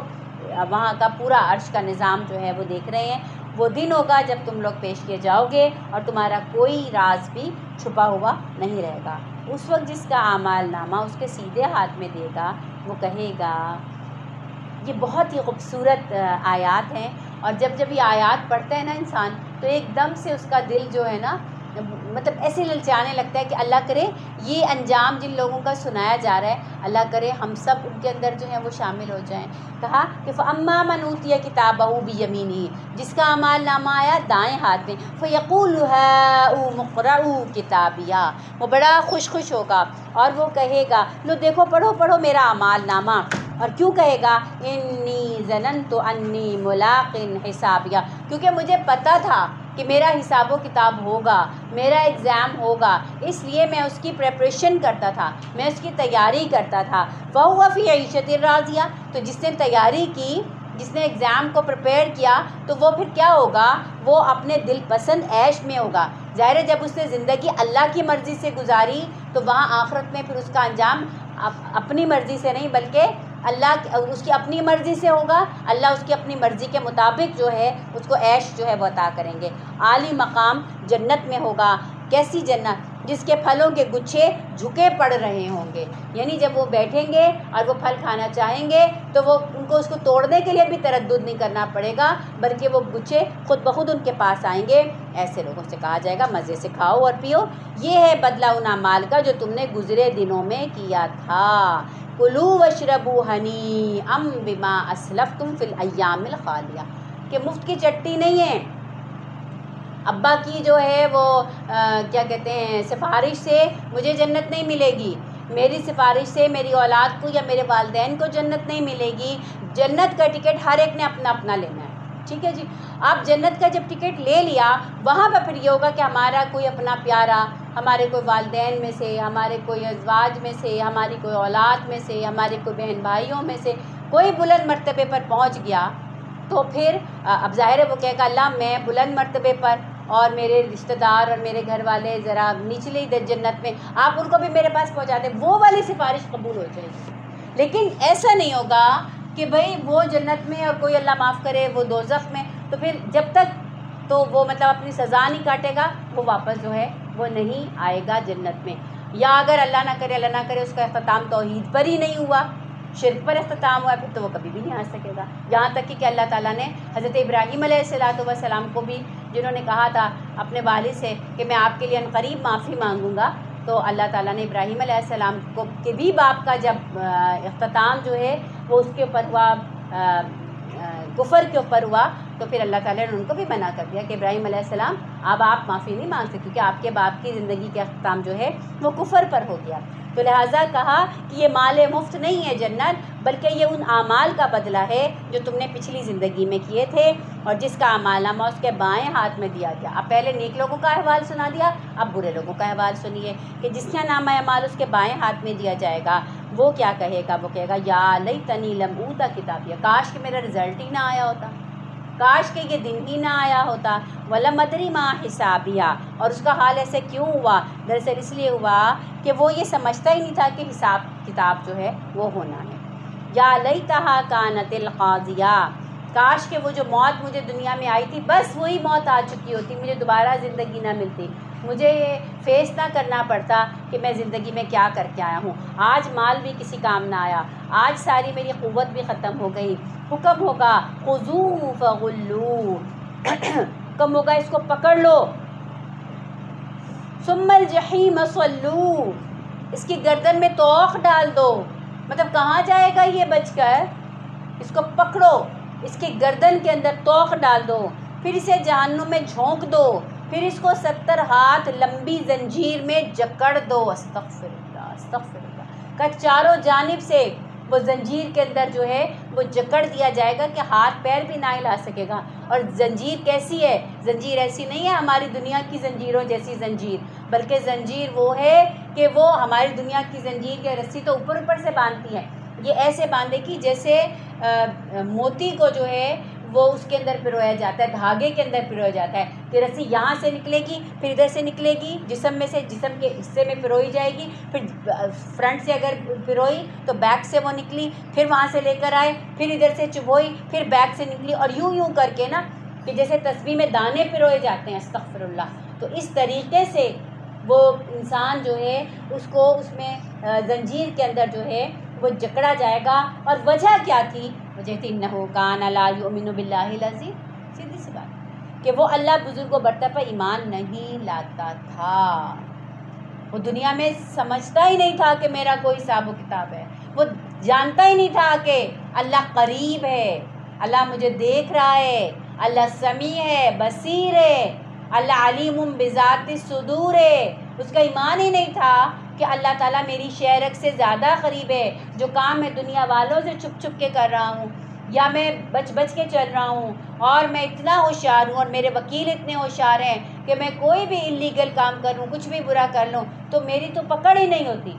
میرے تو جو ہے وہ ہاتھ ہی نہیں پڑتا، میرا اقتدار اتنا اونچا ہے کہ میرے پر کسی کا ہاتھ ہی نہیں پڑتا۔ تو اللہ نے کہا کہ یہ چونکہ مجھ پر ایمان نہیں رکھتا تھا کہ اگر کسی کا ہاتھ نہیں پڑتا تو کیا مطلب ہے اللہ کا بھی ہاتھ نہیں پڑے گا کیا؟ دنیا میں تو تم بہت ہوشیار ہو، بڑے صاحب اقتدار ہو، تو تم کیا سمجھتے تھے انہ کان لا یؤمن باللہ العظیم؟ تم کیا سمجھتے تھے؟ اللہ پر ایمان نہیں رکھتے تھے۔ ولا یحض علی طعام المسکین، اور تم مسکین کو کھانا کھلانے کی ترغیب نہیں دیتے تھے۔ لفظ کیا رہے؟ ترغیب دینا، ایک ہوتا ہے خود کھلانا، یہ تو اتنا گیا گزرا آدمی تھا کہ خود تو کیا کھلاتا، یہ تو کسی کو ترغیب بھی نہیں دیتا تھا کہ کوئی اچھی بھلائی کا کام جو ہے وہ تم کر لو، کہ اس کو ڈر ہوتا تھا کہ کہیں مجھے خود نہ کرنا پڑ جائے۔ اگر میں آپ کو ترغیب دوں گی تو ہو سکتا ہے کہ آپ بھی مجھ سے پوچھیں کہ آپ نے بھی کوئی ایسا کام کیا تھا، اور سب سے بڑی ترغیب کیا ہوتی ہے کہ ہم خود کریں اس کام کو تو دیکھ کر دوسروں کو بھی ترغیب ہو جائے۔ تو یہ ایسے بد نصیب لوگ تھے کہ خود تو کیا کرنا، انہوں نے کبھی ترغیب دینے کے لیے بھی نہ سوچا، لہٰذا آج یہاں ان کا کوئی یار اور غم خوار نہیں ہے۔ فَلَيْسَ لَهُ الْيَوْمَ هَاهُنَا حَمِيمٌ، ہمارے اعمال جو ہے نا وہ قبر کے اندر اور حشر کے اندر ہمارے لیے کیا بنیں گے؟ ہمارے دوست بن جائیں گے، ہمارے جو ہے نا وہ شفاعت بن جائیں گے، ہماری سفارش کرنے والے بن جائیں گے، تو وہاں پہ ہمیں جو ہے نا وہ حوصلہ دینے والے بن جائیں گے۔ تو اس نے تو کوئی ہمارے ایسے نہیں کیے، تو اس کو کام کیا ملے گا؟ اور اسے زخموں کے دھون کے علاوہ کوئی کھانا اس کو نہیں دیا جائے گا۔ جو زخم ہو جاتے ہیں اور زخم بن کے بگڑ جاتے ہیں اور اس کے اندر سے جو پیپ نکلتا ہے اور کچا کچا سا جو خون جو ہے استغفر اللہ نکلتا ہے، کہ انسان کا اپنا بھی اگر زخم ہو تو انسان کو خود بھی اپنے اس زخم سے خود بھی گھن آتی ہے، تو کہا کہ اس کو اس قسم کا کھانا جو ہے وہ دیا جائے گا کہ زخموں کا دھون اور کچا پیپ جو ہے اور کچا خون جو ہے وہ اس کو دیا جائے گا، اور ایسا کھانا کہ لا یاکلہ الا الخاطئون، کہ جسے خطا کاروں کے سوا کوئی نہیں کھاتا۔ پس میں قسم کھاتا ہوں ان چیزوں کی جو تم دیکھتے ہو اور ان چیزوں کی بھی کہ جو تم نہیں دیکھتے، کہ یہ ایک رسول کریم کا قول ہے۔ یہاں پر رسول کریم سے مراد ہے جبریل علیہ الصلوۃ والسلام، کہ یہ لوگ نبی اکرم صلی اللہ علیہ وسلم کو کہتے تھے کہ مجنون ہیں، ان کو جنون ہے، ان پر آسیب آتا ہے اور ان پر اس طرح کی چیزیں ہیں۔ کہا ایسے نہیں ہے، ایک عزت والا ایک جو ہے پیغامبر ہے جو اس کے اوپر یہ پیغام لے کر آتا ہے۔ وما ہوا بقول شاعر، یہ کسی شاعر کا قول نہیں ہے۔ کہا یہ آیات میں اب اتری تو اس طرح سے سمجھے کہ ان کے تو کلیجے پہ جا کر لگی کافروں کے، اس لیے کہ جو بھی یہ اعتراض کرتے تھے نا رسول اکرم صلی اللہ علیہ وسلم پہ، تو ایسا لگا کہ اللہ ایک ایک اعتراض کی جو ہے ان کو جواب دے رہے ہیں۔ کبھی یہ شاعر کہتے تھے تو کہا نہیں یہ شاعر تو نہیں ہے مگر تم کم ایمان لاتے ہو۔ کبھی یہ کہتے تھے کہ کاہن ہیں تو اللہ کہہ رہے ہیں ولا بقول کاہن، ہرگز نہیں یہ کسی کاہن کا قول نہیں ہے مگر تم کم ہی غور کرتے ہو، یہ تو تنزیل من رب العالمین، یہ تو رب العالمین کی طرف سے نازل کرتا ہے۔ اور اگر اس نبی نے خود گھڑ کر ہماری جانب کوئی بات منسوخ کی ہوتی تو ہم ان کا دایاں ہاتھ پکڑ لیتے اور ان کی رگے گردن کاٹ ڈالتے۔ نعوذ باللہ، ہرگز ایسا امکان نہیں کہ رسول اللہ صلی اللہ علیہ وسلم جو ہے وہ اس طرح کی کوئی حرکت جو ہے وہ کرتے، لیکن اللہ سبحانہ و تعالیٰ جو ہے وہ یہ بات ہمیں یہاں پر ہمیں نہیں بلکہ ان کو سنا رہے ہیں کہ اس وحی میں کمی بیشی کا اختیار اس پیغمبر کو بھی نہیں ہے محمد رسول اللہ صلی اللہ علیہ وسلم کہ اگر یہ کرتے تو ہم ان کو بھی جو ہے وہ سزا دیتے، کیونکہ یہ لوگ کہتے تھے نا تھوڑی سی کمی بیشی کر دیں، چلیں کچھ یہ والے احکامات میں کوئی کمی بیشی کر دیں، چلیں کچھ آپ ہمارے بتوں کی کو چلیں اگر مانتے نہیں ہیں تو ان کو برا بھلا ہی کہنا چھوڑ دیں، چلیں ایک دفعہ ہمارے بتوں کو ہاتھ ہی لگا دیں، تو کوئی کمپرومائز پر آ جائیں۔ کہا دین میں پھر کوئی کمپرومائز نہیں ہے، جو تعلیمات ہیں اور جیسا دین ہے اسی کے اوپر عمل کرنا پڑے گا۔ تو کہا در حقیقت یہ پرہیزگار لوگوں کے لیے نصیحت ہے، اور ہم جانتے ہیں کہ تم میں سے کچھ لوگ جھٹلانے والے ہیں، ایسے کافروں کے لیے یقیناً یہ موجب حسرت ہے اور یہ بالکل یقینی حق ہے۔ سو اے نبی صلی اللہ علیہ وسلم فسبح بسم ربک العظیم، اپنے رب عظیم کے نام کی تسبیح کرو۔ تو ہم بھی کرتے ہیں سبحان اللہ والحمد للہ ولا الہ الا اللہ واللہ اکبر ولا حول ولا قوۃ الا باللہ العلی العظیم۔ سورۃ المعارج، مانگا عذاب والے نے عذاب، اور وہ عذاب جو واقعی ہو کر رہے گا، کافروں کے لیے اسے کوئی دور کرنے والا نہیں ہے، اس خدا کی طرف سے ہے جو عروج کے زینوں کا مالک ہے۔ معارج کا مطلب ہے کہ بہت ہی بلند و برتر، فرشتے بھی ایک آسمان، دوسرا آسمان، تیسرا آسمان، اور پھر اس کے بعد ساتواں آسمان کے بعد پھر سدرۃ المنتہا، عرش، اور یہ سارا نظام کہا عروج کے زینوں کا مالک ہے اللہ۔ ملائکہ اور روح کے حضور چڑھ چڑھ کر جو ہے وہ جاتے ہیں، اس کا مطلب ہے کہ ملائکہ کا مقام جو ہے وہ آسمان ہے اور اللہ کی طرف وہ جاتے ہیں ایک ایسے دن میں کہ جس کی مقدار 50,000 سال ہیں۔ یعنی اللہ تعالیٰ کہہ رہے ہیں کہ وہ تمہارے شمار کے حساب کے مطابق اللہ تعالیٰ زمین کا جو نظام اور جو تدبیر جو ہے وہ کر رہا ہے، وہ جب چلتا جائے گا تو پھر اللہ سبحانہ و تعالیٰ نے ایک دن کی مقدار، جس دن ہمارا حساب و کتاب جو ہے وہ ہوگا، تو کہا تمہارے اعمال اور تمہاری یہ سب کچھ چڑھ رہے ہیں سب اللہ کے پاس جا رہا ہے، اور پھر جب قیامت آئے گی تو وہ دن جو ہے 50,000 سال کے برابر ہوگا۔ تو اللہ اپنے نبی کو کہہ رہے ہیں فاصبر صبرا جمیلا، اے پیغمبر صلی اللہ علیہ وسلم صبر کرو۔ کیسا صبر کرو؟ شائستہ صبر کرو۔ ایک صبر ہوتا ہے کہ بس اب تو چونکہ ہم کچھ کر ہی نہیں سکتے تو صبر کر لیا، اور پھر یہ کہیں کیا کر سکتے تھے جی، صبر ہی کرنا تھا نا، ٹھیک ہے۔ ایک صبر وہ ہوتا ہے کہ جس میں معاملات بس اللہ کے اوپر چھوڑ دیے جائیں، کوئی واویلا نہ مچایا جائے، کسی کو کچھ برا بھلا نہ کہا جائے، کہیں اپنی بے بسی کے اور شکوے جو ہیں وہ نہ کیے جائیں۔ تو اللہ اپنے نبی کو کہہ رہے ہیں فاصبر صبرا جمیلا، اور صبر کیجیے اچھا صبر۔ یہ لوگ اسے دور سمجھتے، انہیں لگ رہا ہے کہ کب ہوگا کب ہوگا، یہ انہیں لگتا ہے کہ دور ہے، اور ہمیں لگتا ہے کہ یہ قریب ہے۔ وہ عذاب اس دن جب آئے گا تو وہ آسمان کیا ہو جائے گا، پگھلی ہوئی چاندی کی طرح آسمان جو ہے وہ ہو جائے گا، اور پہاڑ رنگ برنگ کے دھنکی ہوئی اون کے جیسے ہو جائیں گے۔ کہ اس دن پہاڑوں میں جیسے آپ نے دیکھا ہے نا کہ مختلف رنگ ہوتے ہیں، تو پہاڑ جو ہے جب وہ اتنے روئی کے گالوں کی طرح اڑیں گے تو چونکہ ان کے ڈفرینٹ کلرز ہوں گے، تو اللہ اس کو کہہ رہے ہیں کہ پہاڑ جو ہیں وہ رنگ برنگ کی دھنکی ہوئی اون جیسے ہو جائیں گے، اور کوئی جگری دوست اپنے جگری دوست کو نہیں پوچھے گا۔ یہاں تو کچھ ہو نہ ہو اپنے قریبی دوست احباب وہ تو ہماری مصیبت میں آ کے کھڑے ہو جاتے ہیں، کہاں وہاں کی مصیبت ایسی ہوگی کہ کوئی جگری یار بھی کسی کو نہیں پوچھے گا، حالانکہ وہ ایک دوسرے کو نظر بھی آئیں گے۔ ایسا نہیں ہے کہ کوئی ایک دوسرے سے اوجھل ہوگا، سب جانیں گے، مانیں گے، پہچانیں گے، لیکن اس کے باوجود کوئی کسی کے پاس اس لیے نہیں جائے گا کہ کہیں ایسا نہ ہو کہ کوئی مجھ سے کوئی میری نیکی ہی مانگ لے، کوئی مجھ سے جو ہے وہ مدد ہی مانگ لے۔ مجرم چاہے گا اس دن کے عذاب سے بچنے کے لیے اپنی اولاد کو دے دے۔ اس وقت انسان کو بڑی سے بڑی مصیبت بھی ہوتا ہے، انسان سامنے کھڑے ہو کے جھیل جاتا ہے کہ اس مصیبت کی آنچ جو ہے ہمارے بچوں تک نہ پہنچے۔ یہ دنیا کا اصول ہے، یہ دنیا کا قاعدہ ہے، کافر بھی کرتا ہے، مسلمان بھی کرتا ہے، ایون جانور بھی کرتا ہے۔ لیکن قیامت کے دن کی نفسی نفسی جو ہے وہ ایسی ہوگی کہ انسان کہے گا اگر میری اولاد دیکھ کر نا میری جان بچ سکتی ہے نا، اللہ آپ ایسے کریں میری اولاد لے لیں، انہوں نے تو مجھے گمراہ کیا تھا۔ ایک دوسرے پہ الزام لگائیں گے نا، ان کی وجہ سے تو میں گمراہ ہوا، ان کی وجہ سے تو میں فتنے میں پڑا۔ اپنی اولاد دے گا، اپنی بیوی کو دے گا، اپنے بھائی کو دے گا، اپنے قریب ترین خاندان کو جو اسے پناہ دینے والے تھا ان روئے زمین کے سب لوگوں کو بھی فدیہ میں دے دے گا، اور چاہے گا کہ یہ تدبیر اسے نجات دلا دے۔ کوئی رشتہ نہیں ہوگا، کوئی تعلق نہیں ہوگا، کوئی محبت نہیں ہوگی، جب تک کہ یہ طے نہ ہو جائے کہ کون جنتی ہے اور کون جہنمی ہے۔ پھر جو جہنمی ہوں گے وہ سب ایک دوسرے سے وہاں جھگڑ رہے ہوں گے، اور وہ جنتی جو ہوں گے ان کا حال ہم پیچھے پڑ ہے کہ وہ جیسے ہی اپنا اعمال نامہ دیکھیں گے وہ کہیں یا میرا حساب کتاب دیکھو، میں گمان کرتا تھا کہ مجھے حساب ملے گا، او مقرؤ کتابیا، ہے نا، کہ یہ لو میرا حساب کتاب پڑھو، میں کتنا خوش ہوں، اور پھر ایک دوسرے کو ساتھ مبارکباد جو ہیں وہ دیں گے۔ تو کہا کہ وہ سب کو دے کے بھی نجات حاصل کرنا چاہے گا، لیکن ہرگز نہیں، وہ تو بھڑکتی ہوئی آگ کی لپٹ ہوگی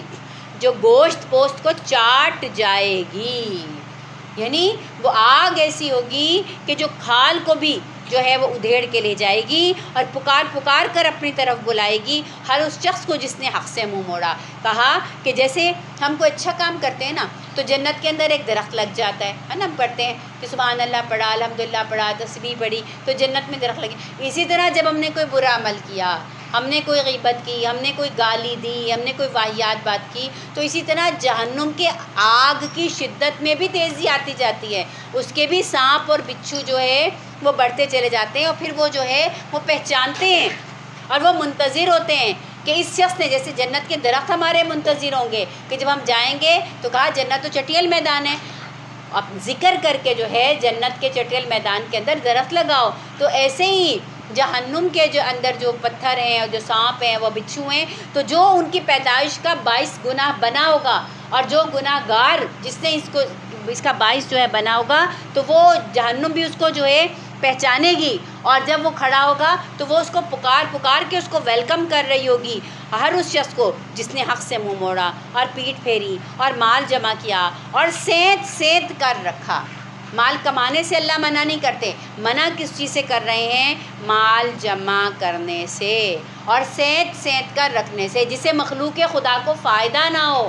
سرکولیشن رک جائے، اور مال جو ہے کچھ لوگوں اور کچھ خاندانوں میں جا کر بس وہیں پر اکٹھا ہو جائے، اور ساری دنیا جو ہے وہ ترستی ہو، اور ساری دنیا جو ہے پریشان ہو، روٹی روزی کو بھی ترس رہے ہوں، اور انہوں نے اپنی پتہ نہیں اگلی 100 نسلوں کے لیے بھی سامان اکٹھا کر لیے، جبکہ ان کو پتہ ہی نہیں کہ ان کی نسل آگے چلنی بھی ہے یا ختم ہو جانی ہے۔ تو اللہ مال جمع کرنے اور سینت کے رکھنے کو ناپسند کرتے ہیں۔ کہ ان الانسان خلق ہلوعا، انسان بڑا ہی تھوڑ دلا پیدا کیا گیا ہے، یعنی کمزور پیدا کیا گیا ہے، انسان اخلاقی طور پر جو ہے وہ کمزور ہے۔ اور کیسا تھوڑ دلے لوگ کون ہوتے ہیں؟ ان کی نشانی یہ بتائی، جب مصیبت آتی ہے تو گھبرا جاتا ہے اور واہی تباہی مچا دیتا ہے، خوشحالی ملتی ہے تو بخل کرنے لگ جاتا ہے، پھر ہوتا ہے اب سارا میں ہی لوٹ لوں، آپ کو بھی نہ دکھاؤں، آپ کو بھی نہ دکھاؤں، ہے نا، کسی کو بھی نہ بتاؤں کہ یہ خوشحالی آئی ہے تو میں اپنی خوشحالی میں آپ کو بھی شریک کر لوں۔ ہاں اگر کوئی مسئلہ ہوتا ہے، کوئی تنگی ہوتی ہے تو ہر ایک کے آگے رونا، اور جب خوشحالی آتی ہے تو بس پھر بخل میں ایسا دیوانہ ہو جاتا ہے کہ کہیں مجھے اپنی چیز کسی کے ساتھ شیئر نہ کرنی پڑ جائے۔ ہاں مگر وہ لوگ اس سے بچے ہوئے ہیں جو نماز پڑھنے والے ہیں۔ اس کا مطلب ہے کہ اگر کوئی نمازی ہے اور نمازی ہونے کے باوجود بھی وہ تھوڑ دلا ہے اور بخیل ہے۔ تھوڑ دلا کا مطلب ہے کہ کوئی بھی ذرا سی مشکل آئی اور تنگی آئی اور اس کے رونے نکل گئے، اور اس نے ناشکری شروع کر دی، اور اس نے الزام تراشی شروع کر دی، اور وہ اپنی عبادت سے غافل ہو گیا، تو پھر وہ نمازی صحیح والا نہیں ہے، اور وہ بخیل ہو گیا، ٹھیک ہے۔ تو کہا کہ نمازی اگر ہوگا تو پھر یہ عیب نہیں ہوگا، اور اگر یہ عیب ہوگا تو اس کا مطلب ہے اس کی نماز میں کہیں نہ کہیں کوئی خامی ہے۔ اچھا، کیسے نمازی؟ جو اپنی نماز کی ہمیشہ پابندی کرتے ہیں۔ یہاں نماز جو ہے وہ اللہ تعالیٰ نے 5 وقت کی اور پابندی وقت کے ساتھ اب پر لازم کی ہے۔ اب اس میں اگر سستی ہوگی، آرام طلبی ہوگی، یا دلچسپی نہیں ہوگی، یا مصروفیت کی وجہ سے کبھی پڑھ لی کبھی چھوڑ دی ہوگی، تو ایسے لوگوں کو اللہ تعالیٰ کہہ رہے ہیں کہ تمہاری نماز جو ہے وہ اس درجے میں نہیں آتی کہ تمہیں نمازی کہا جائے۔ اور جن کے مالوں میں سائلوں کا اور محروم لوگوں کا ایک مقرر حق ہے، یعنی وہ صرف عبادت گزاری نہیں ہوتے،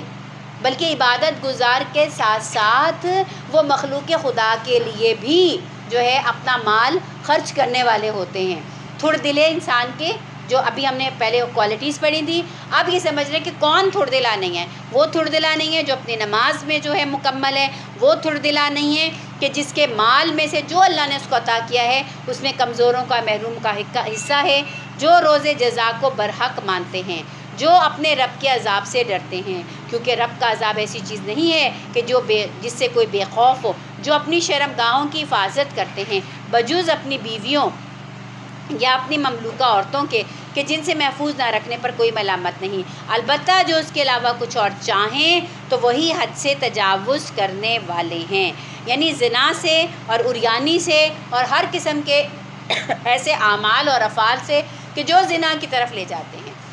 زنا اس آخری حد کو ہی نہیں کہتے، بلکہ آنکھوں کا بھی زنا ہے، ہاتھوں کا بھی زنا ہے، کانوں کا بھی زنا ہے، اور ہر وہ چیز کہ جس سے انسان جو ہے وہ خلاف واقع لذت جو ہے وہ حاصل کرے، جو اللہ نے اس کے لیے جائز قرار نہیں دی وہ لے۔ تو کہا کہ یہ تمام لوگ جو ہیں اس سے دور رہتے ہیں، جو اپنی امانتوں کی حفاظت کرتے ہیں اور اپنے وعدے پورے کرتے ہیں، جو اپنی گواہیوں میں راست بازی کے ساتھ جو ہے قائم رہتے ہیں، اور پھر آیا جو اپنی نمازوں کی حفاظت کرتے ہیں۔ آپ نے نوٹ کیا کہ یہ گفتگو شروع بھی نماز کے ساتھ ہوئی تھی، اور یہ اس کی اختتام بھی جو ہے وہ نماز کے ساتھ جو ہے وہ ہو رہا ہے، جس سے یہ بات سمجھ میں آ رہی ہے کہ نماز جو ہے وہ صرف ہمیں سجدے کرنا، رکوع کرنا اور مسجدوں کے پھیرے لگانا نہیں سکھاتی، بلکہ نماز جو ہے وہ ایک ایسا بلند کرداری اور ایسی سیرت جو ہے وہ ہمیں عطا کرتی ہے کہ جس پہ پابند کاربند جو شخص ہوتا ہے اس کی یہ شخصیت ہوتی ہے جو ہم پیچھے پڑھیں، کہ وہ جو ہے بدکار بھی نہیں ہوتا، وہ شخص جو ہے وہ اپنی گواہی کو چھپانے والا بھی جو ہے وہ نہیں ہوتا، وہ شخص جو ہے وہ عذاب سے بھی ڈرنے والا ہوتا ہے، وہ شخص اپنا مال بھی اللہ کی راہ میں خرچ کرنے والا ہوتا ہے۔ پوری ایک کمپلیٹ ایک پرسنالٹی بتائی جا رہی ہے۔ اب آپ کو ایک تو نمازی کم ملیں گے، اچھا پھر جو ملیں گے بھی ان کی نماز اس درجے کی نہیں ہے نا۔ قرآن کہتا ہے ان الصلاۃ تنہا عن الفحشاء والمنکر، نماز کیا کرتی ہے؟ نماز بے حیائی و برے کاموں سے روکتی ہے۔ اگر وہ نماز جو برائی سے نہیں روک رہی، اگر وہ نماز جو بے حیائی سے نہیں روک رہی، تو اس کا مطلب ہے کہ پھر سوچنا چاہیے کہ اللہ تعالیٰ نے تو دوا تو بڑی پکی بتائی ہے، اس کا مطلب ہے کہ دوا کھانے والا پرہیز پورا نہیں کر رہا، اس لیے پھر وہ اپنے نماز کے وہ فوائد کہ جس کے متعلق رسول اقدس صلی اللہ علیہ وسلم فرمایا کہ کیا خیال ہے تمہارا اس شخص کے متعلق کہ جس کے گھر کے باہر ایک نہر ہو اور وہ 5 دفعہ اس میں نہاتا ہو، تو اس کے جسم پہ کوئی میل کچیل رہے گا؟ کہا ہرگز نہیں یا رسول اللہ صلی اللہ علیہ وسلم۔ کہا نمازی کی مثال ایسے ہی ہے کہ گویا 5 مرتبہ، یعنی ایک نماز سے دوسرے نماز کے درمیان ہونے والے گناہ صغیرہ جو ہیں وہ اللہ تعالیٰ میل کچیل کی طرح اس کے جسم سے صاف کرتے چلے جاتے ہیں۔ لیکن کون سے نمازی؟ وہ نمازی جن کا کردار، اخلاق، شخصیت اس قسم کی ہے۔ دکان سے اٹھے نماز پڑھنے چلے گئے، ٹھیک ہے جی، اب نماز پڑھی اور جب واپس آئے تو پھر کم تولنے لگے، پھر ذخیرہ اندوزی کرنے لگے، پھر جھوٹ بولنے لگے، پھر قسمیں جھوٹی جھوٹی کھا کے اپنا مال بیچنے لگ گئے، تو پھر ایسا نمازی نہیں۔ اپنے دفتر سے اٹھے اور نماز پڑھنے کے لیے چلے گئے، اور جب واپس دفتر میں آئے تو پھر اپنے رتبے کا اور اپنے مرتبے کا ناجائز جو ہے وہ استعمال جو ہے وہ ہم کر رہے ہیں۔ یا اگر ہم گھر کے نمازی ہیں تو نماز کا وقت ہوا اور ہم مصلی کے اوپر سوار ہو گئے اور مصلی پہ کھڑے ہو کے ہم نے اللہ کی عبادت کر لی، اور جیسے ہی ہم نے سلام پھیرا اور نماز سے باہر نکلے تو کبھی میں آپ کا عیب دیکھ رہی ہوں، کبھی میں اس کا عیب دیکھ رہی ہوں، کبھی میں اس کی برائی کر رہی ہوں، کبھی اس کی چغلی کر رہی ہوں، کبھی اس کے اوپر بہتان لگا رہی ہوں، تو لا حول ولا قوت الا باللہ العلی العظیم۔ نماز ایک کمپلیٹ کیریکٹر جو ہے انسان کو دیتی ہے، اور اگر وہ کمپلیٹ کیریکٹر جو ہے ہمارا بلڈ نہیں ہو رہا تو اس کا مطلب یہ ہے کہ ہم اس درجے کے نمازی نہیں ہیں جو مطلوب ہے، اور اللہ کے وعدے انہی نمازیوں کے ساتھ ہے جو مطلوب کردار والے ہوں۔ تو کہا جو نماز کی حفاظت کرتے ہیں یہی لوگ عزت کے ساتھ جنت کے باغات میں رہیں گے۔ سوائے نبی صلی اللہ علیہ وسلم، کیا بات ہے، یہ منکرین دائیں اور بائیں سے گروہ در گروہ تمہاری طرف دوڑتے چلے آ رہے ہیں، کیا ان میں سے ہر ایک یہ لالچ رکھتا ہے کہ وہ نعمت بھری جنت کے اندر جو ہے وہ داخل کیا جائے گا؟ کہا کہ یہ کیا سمجھتے ہیں کہ یہ آپ صلی اللہ علیہ وسلم جس جنت کی بشارت جو ہے وہ دے رہے ہیں، تو یہ کیا سمجھتے ہیں کہ آپ صلی اللہ علیہ وسلم کے پاس آتے ہی وہ نعمت بھری جنت ان کو مل جائے گی؟ جی نہیں، ان کو ایسے نہیں ملے گی جب تک کہ اس کردار کے اوپر جو محمدی کردار ہے، اس اسوا کے اوپر جو رسول اللہ صلی اللہ علیہ وآلہ وسلم کا اسوا ہے، اس پر یہ عمل نہیں کریں گے تو ایسے ان کو جنت نہیں ملے گی۔ کلا انا خلقناہم مما یعلمون، ہرگز نہیں، ہم نے جس چیز سے ان کو پیدا کیا ہے اسے یہ خود جانتے ہیں، سو پس میں قسم کھاتا ہوں مشرقوں کی اور مغربوں کے مالک کی، ہم اس پر قادر ہیں کہ ان سے بہتر لوگ ان کی جگہ لے آئیں، اور کوئی ہم سے بازی لے جانے والا نہیں ہے، لہٰذا اپنی بیہودہ باتوں اور اپنے کھیل میں ان کو پڑا رہنے دو، یہاں تک کہ یہ پہنچ جائیں اس دن تک جس کا ان سے وعدہ کیا جا رہا ہے۔ کہ چھوڑ دو ان کو ان کے حال پر، یہ اپنے آپ کو نہیں تبدیل کرنا چاہتے، یہ کوئی بھلا کام نہیں کرنا چاہتے، تو پھر آپ بھی چھوڑ دیں ان کو ان کے حال پر، اور یہاں تک کہ وہ دن آ جائے کہ جس کا ان سے وعدہ کیا جاتا ہے، یعنی یا تو ان کی موت کا دن یا قیامت کا دن۔ پھر یہ اپنی قبروں سے نکلیں گے، اور قبروں سے نکل کر ایسے دوڑے جا رہے ہوں گے جیسے بتوں کے استحانوں کی طرف دوڑے جا رہے ہوتے ہیں، یعنی اپنی عبادت گاہوں کی طرف جس طرح کے دوڑ کے چلے جا رہے ہوتے ہیں۔ تو کہا کہ ہر بندہ جب اپنی قبر سے نکلے گا، چاہے وہ صدیوں سے قبر کے اندر پڑا ہوگا، تو وہ حشر کے میدان کی طرف ایسے بھاگا جا رہا ہوگا کہ جیسے اس کو خود سے خود راستہ معلوم ہے، کسی کو کسی سے راستہ معلوم کرنے کی ضرورت جو ہے وہ نہیں پڑے گی۔ اور کس حال میں جا رہے ہوں گے؟ خاشعۃ ابصارہم، کیونکہ ان کو پتہ ہے کہ انہوں نے کیا کرتوت کیے ہیں، لہٰذا ان کی آنکھیں جو ہیں وہ جھکی ہوئی ہوں گی۔ ترحقہم ذلہ، اور ذلت ان کے اوپر چھائی ہوئی ہوگی۔ یہ ہے وہ دن جس کا ان سے وعدہ کیا جاتا تھا۔ سورہ نوح علیہ السلام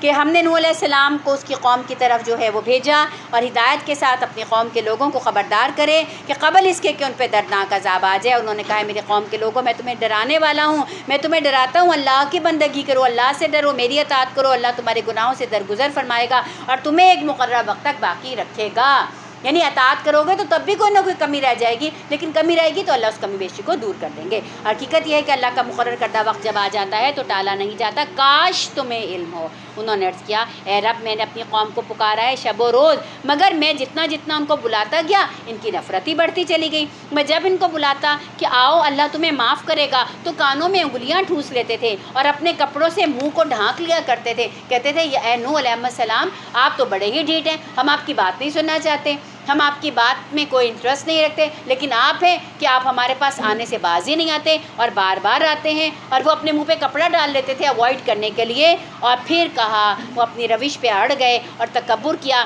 پھر میں نے ان کو ہانکے پکارے دعوت دی، یعنی ان کو میں نے علل اعلان نوح علیہ السلام کہہ رہے ہیں دعوت دی، پھر میں نے ان کو تبلیغ کی اور چپکے بھی سمجھایا۔ ایسا بھی ہوتا ہے نا کہ کبھی آپ پبلک میں بیٹھ کے سب کے ساتھ بات کرتے ہیں، پھر کبھی آپ کسی کو علیحدہ سے بھی بلا کر جو ہے نا اس کے ساتھ بیٹھتے ہیں اور اس کو کہتے ہیں تم تو بھلے آدمی ہو، تم تو یہ روش چھوڑ دو، تم تو یہ طریقہ جو ہے وہ چھوڑ دو۔ اور میں نے کہا کہ فَقُلْتُ اسْتَغْفِرُوا رَبَّكُمْ إِنَّهُ كَانَ غَفَّارًا۔ اب یہ ایک نسخہ آ رہا ہے، دوائی ایک ہے،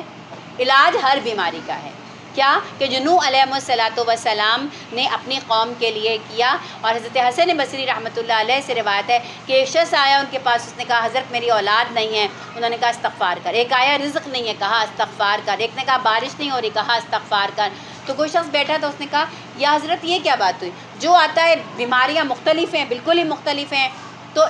علاج ایک ہے۔ انہوں نے کہا کیا تم نے سورہ نوح علیہ السلام نہیں پڑھی کہ سنیں کہ جو انہوں نے کہا معافی مانگو، یعنی استغفار کرو اپنے رب سے، بے شک وہ معاف کرنے والا ہے، وہ آسمان سے بارشیں برسائے گا، یعنی بارش چاہیے استغفار کیجئے، تمہیں مال اور اولاد سے نوازے گا، رزق نہیں ہے اولاد نہیں ہے استغفار کیجئے، تمہارے لیے باغات پیدا کرے گا، ٹھیک ہے، ہریالی نہیں ہے اور خوشحالی نہیں ہے تو استغفار کیجئے، تمہارے لیے نہریں جاری کر دے گا، خشک سالی ہے تو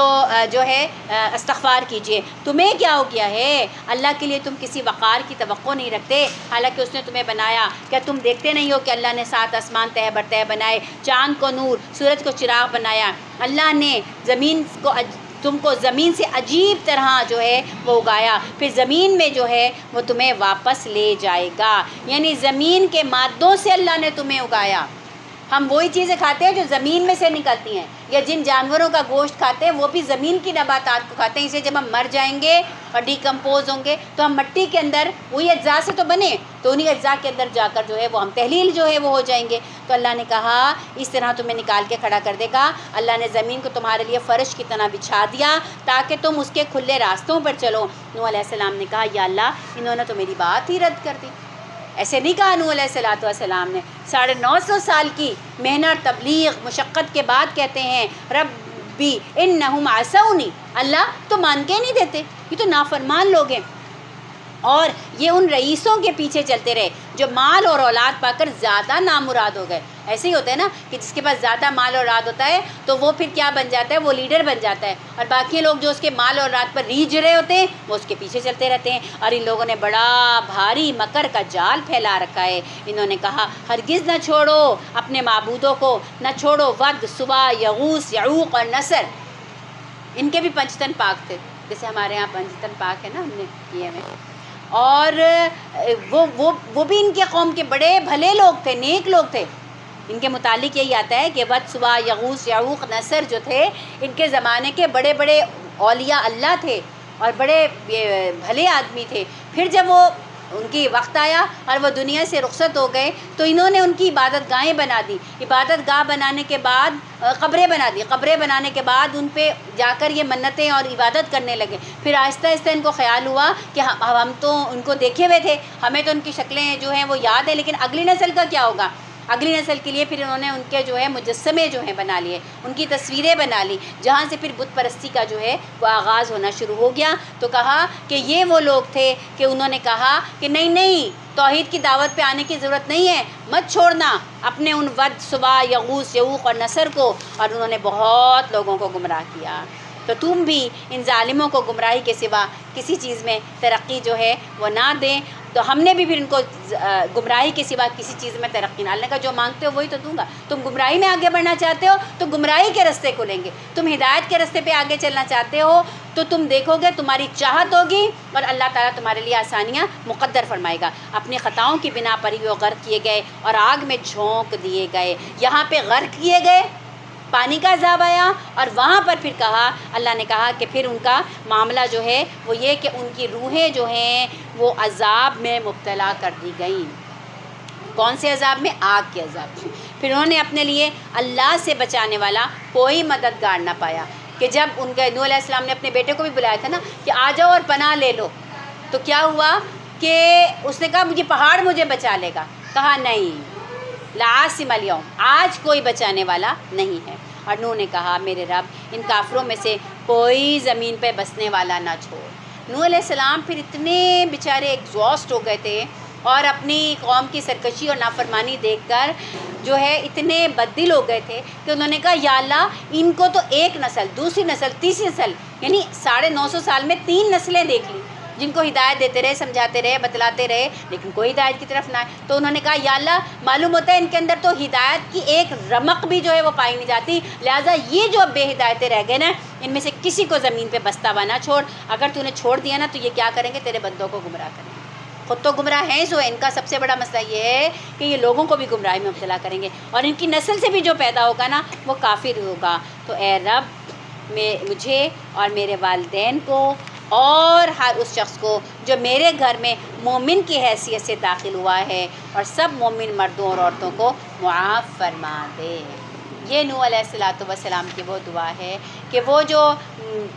ذرا سے لوگ تھے جو جہاز کے اندر, جو ان کی کشتی کے اندر جو ہے بیٹھے تھے, پھر کیا ہوا ساری دنیا تو ان سے آباد ہوئی نا. آدم ثانی کہلاتے ہیں نا نوح علیہ السلام. تو یہ انہی کی دعا کا ذکر ہے کہ رب اغفر لی ولی والدیہ ولمن دخل بیتی مؤمنا وللمؤمنین والمؤمنات. کہ اللہ مجھے بخش دے, میرے والدین کو بخش دے, مومن و مومنات کو بخش دے جو میرے ساتھ میرے گھر میں داخل ہوئے.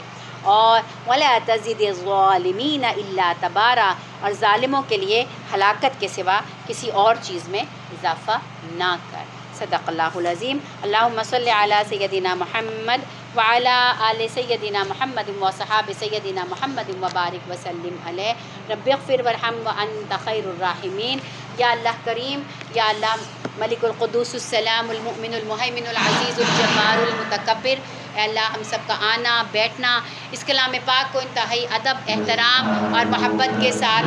سننا قبول و منظور فرما لے. اے اللہ اس کے